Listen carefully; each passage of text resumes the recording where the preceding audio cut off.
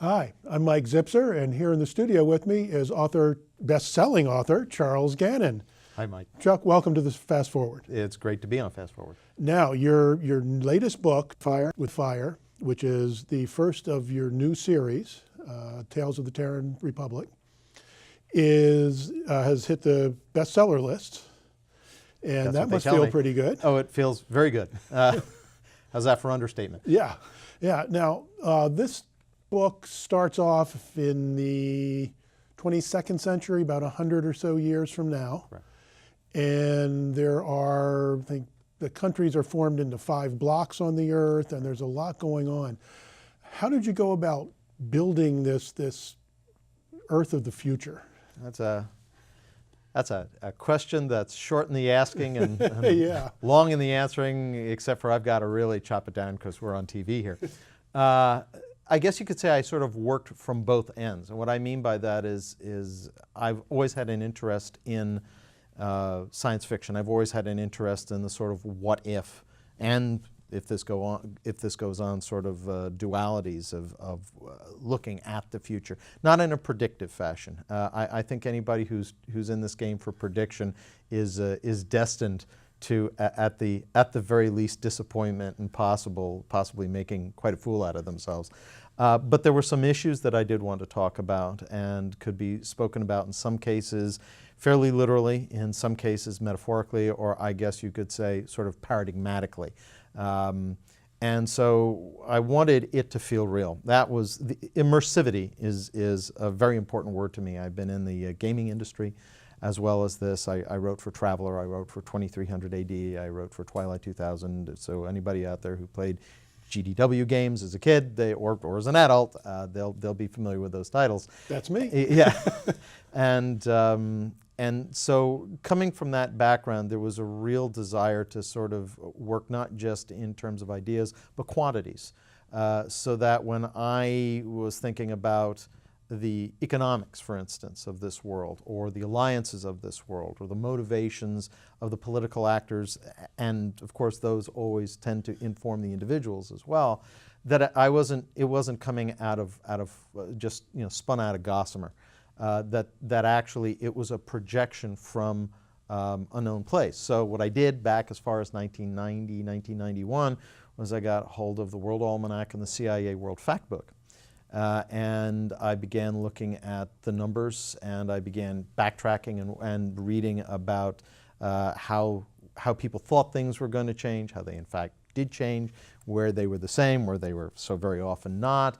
And was sort of looking at the news of the day as well. It was a sort of auspicious moment to be looking, because with the end of the Cold War, I guess you could say the dominant paradigm, which had been ideological battle on planet Earth of, if you want to put it this way, autocracy and pluralism, had sort of petered out. And now we were left with we knew we were looking at a new future, and one of the things that struck me was that increasingly I saw nations having to work together to move forward in things in what I would call high science or high-tech military projects, because the impetus wasn't there anymore. We've got to get to the moon first.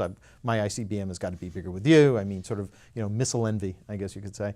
And all of a sudden that was gone.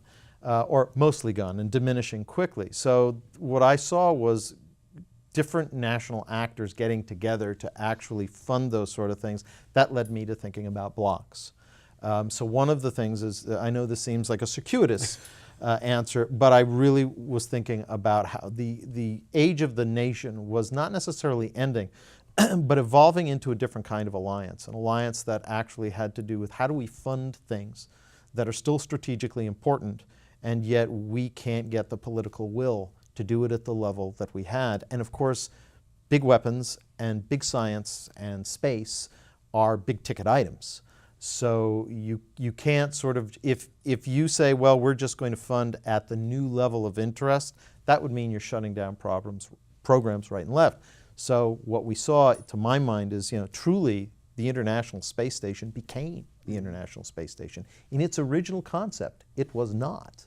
And sort of, if I'm disappointed at anything, I think that history overtook me. I wanted to sort of say, hey, look where we are 100 years from now. We're 20 years down the line, and and I think that it probably doesn't feel as strange now reading the book as it felt to start writing it and looking at it in the 1990s. Yeah, yeah. And we also haven't had the Doomsday Rock, which is one of the big drivers of getting humans off of Earth. Absolutely. In the book, an asteroid that comes out of the Kuiper Belt and comes through a retrograde orbit, and they have to get rid of it, and they send a ship out to knock it away. Right. And that gets things moving to go into kind of interplanetary. Absolutely. Fast interplanetary, for folks who, I'm going to assume that at least half of our audience is pretty familiar with I'll say the physics of asteroid intercept. For those folks who are maybe a little rusty on it or haven't been particularly interested, let's put it like this. If you have a pool ball, you shoot the cue ball at a pool ball on the table, and the cue ball is the asteroid, and the pool ball you're hitting for, let's call it the 8-ball, is planet Earth. If you tip that ball early as it comes off the cue, it doesn't require a whole lot of tip to get it to miss the 8-ball. The longer you wait, the more energy you have to pop into that to get it off course. So one of the things that this intercept did, humanity happens to be, if you will, fortunate enough to just be experimenting with a kind of high impulse, high endurance, high thrust drive that allows them to get out there and catch it far enough away to be able to push it off course.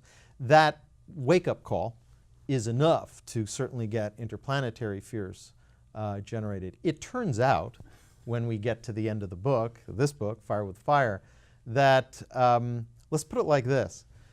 Most Earth intercept or Earth crossing objects we're worried about today are probably not coming out of the Kuiper Belt. Right. They are not nickel iron out of the Kuiper Belt, and they are not on retrograde orbits. Now, I'm not going to go into all of what that means, but let's put it like this. For that to be a natural occurrence, it would be statistically unlikely in the extreme. Right. And we learn a little bit about that at the end of this book, which actually becomes, in a sense, a kind of springboard into the next book in the series, which is Trial by Fire. Yeah. Now, I want to talk some about the characters in the book, because the main character, Caine Riordan, is very interesting. He's a polymath. He's a writer, which is interesting, coming from a writer. Very different kind of writing than I ever did, though, I have to say. But he is a polymath. And why don't you explain a little bit about what a polymath is?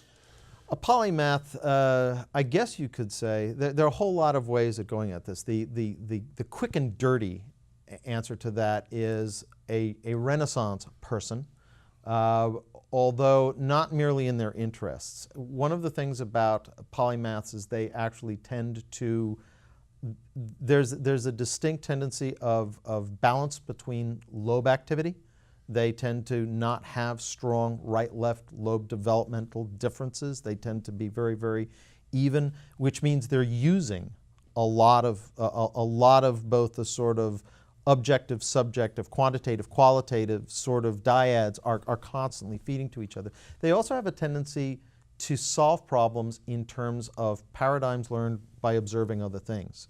For instance, Da Vinci is probably one of the best known polymaths in the way that here you have an individual who had incredible artistic flair, but also an eye for engineering, whose eyes could somehow see and freeze the wings of a bird in flight to understand how lift was being generated, but at the same time a writer and an inventor and an artist in his own right. And all of these interests not operating out of sync or in spite of each other, but actually informing each other. That's one of the other things about a polymath. Polymaths also, and there's a scene about this in the book where one character says to another about Caine, when he looks at a screwdriver, he doesn't just see a screwdriver. He sees a weapon, he sees a pendulum bob, he sees a lever. Polymaths tend not to think in received hierarchies quite so much. They tend to see an object and they say, what can that object do? And it's fascinating with the character because he has this ability to make the connections between things that are around him that other people don't. And he has an inability to not tell the truth.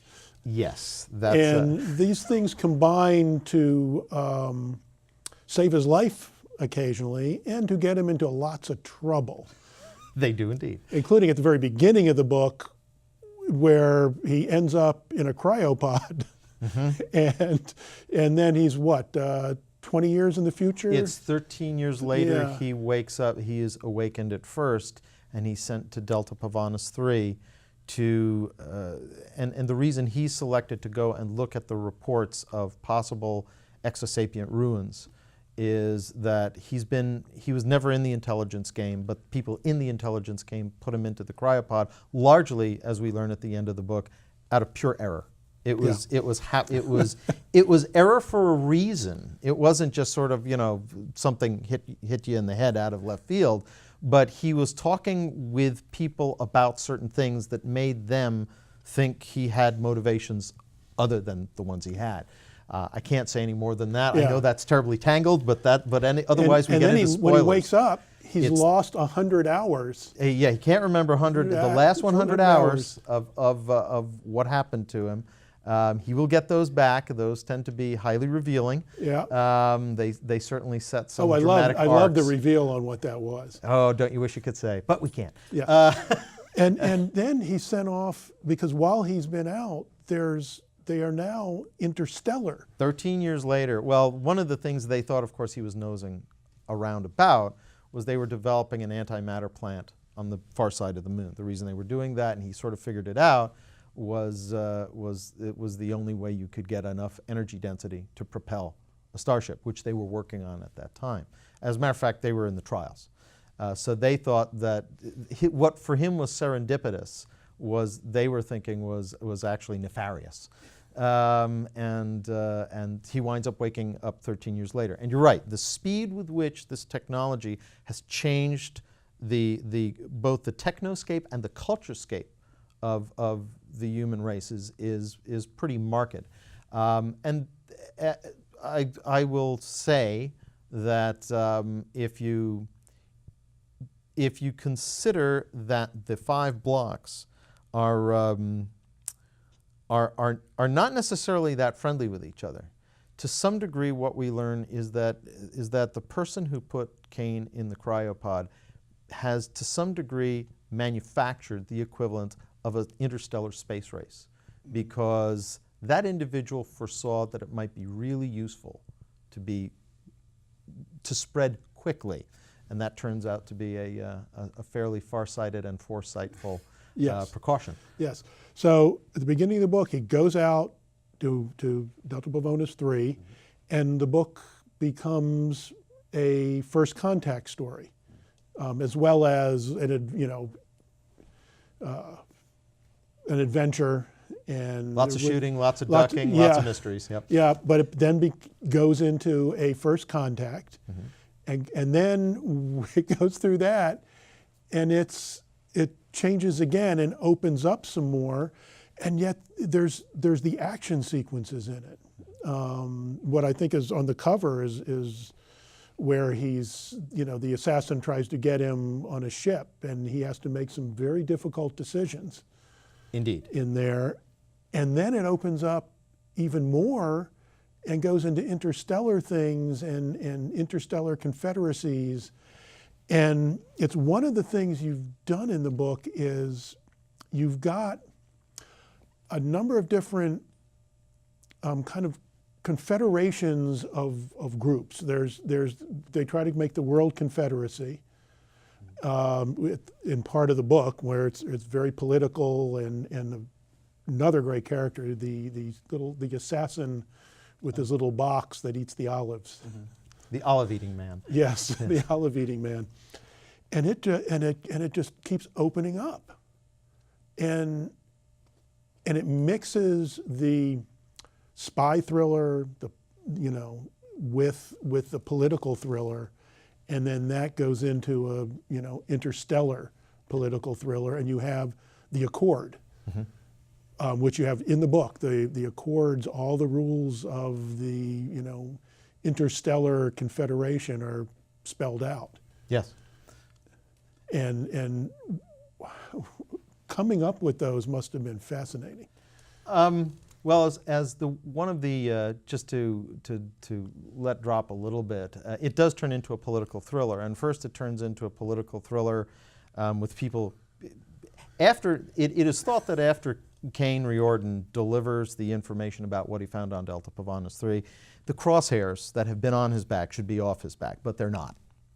And this is to some degree a puzzlement, but that ends, if you will, the human-focused political thriller part of the book. It then opens up into the fact that in a strange incident of serendipitous timing, within months of that information being presented on Earth, what are called the Parthenon dialogues, clearly we are contacted to come to a meeting of the interstellar neighbors, so to speak.